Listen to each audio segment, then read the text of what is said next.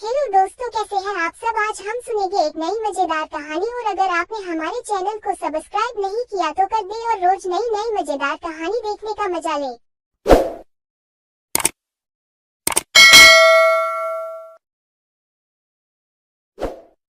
हिरन, कौवा और धोखेबाज लोमड़ी की कहानी।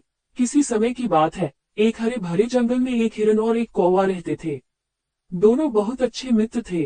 हिरन अपनी सरलता और कौवा अपनी बुद्धिमानी के लिए जाने जाते थे। वे हमेशा मिलजुल कर रहते और एक दूसरे का ख्याल रखते। उसी जंगल में एक चालाक लोमड़ी भी रहती थी।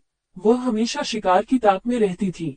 एक दिन उसने हिरन को देखा और सोचा, ये हिरन तो मोटा ताजा है, इसका मांस खाने का मजा ही अलग होगा।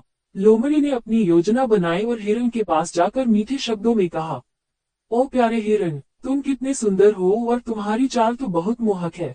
क्या हम दोस्त बन सकते हैं? भोले हिरन को लोमड़ी की मीठी बातें सच लगी। उसने सोचा कि लोमड़ी भी उसकी सच्ची मित्र बनना चाहती है। उसने उसकी दोस्ती स्वीकार कर ली। कुछ दिन बाद लोमड़ी ने हिरन से कहा, मित्र, मैं तुम्हारे लिए एक खास जगह जानती हूँ। वहाँ हरी भरी घास है, जिसे खाकर तुम और भी मजबूत हो जाओगे। हिरन ने उसकी बात पर भरोसा कर लिया और लोमड़ी के साथ चल पड़ा। लोमड़ी उसे शिकारी के बिछाए जाल तक ले गई। जैसे ही हिरन वहां पहुंचा और जाल में फंस गया, हिरन ने मदद के लिए चिल्लाने लगा, मुझे बचाओ, मुझे बचाओ। लोमड़ी ने वहां से भाग गई और दूर जाकर छिप गई और हिरन के मरने का इंतजार करने लगी। हिरन की चीख सुनकर कौवा दौड़कर वहां आया। उसने तुरंत हालात को समझ लिया और हिरन से कहा, मित्र, चिंता मत करो, मैं तुम्हें इस जाल से बाहर निकालने का तरीका निकालता हूँ।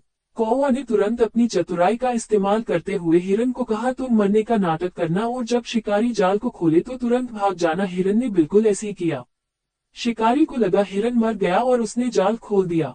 जाल के खुलते ही हिरन और कौवा वहां से तेजी से भाग गए। धोखेबाज लोमड़ी को अपनी चालाकी का फल मिला।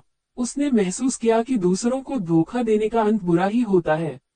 शिक्षा 1, हमें अपने सच्चे मित्रों पर विश्वास करना चाहिए और उनका साथ देना चाहिए। 2, चालाक और धोखेबाज लोगों से हमेशा सतर्क रहना चाहिए। 3, कठिन परिस्थितियों में धैर्य और बुद्धिमानी से काम लेना चाहिए।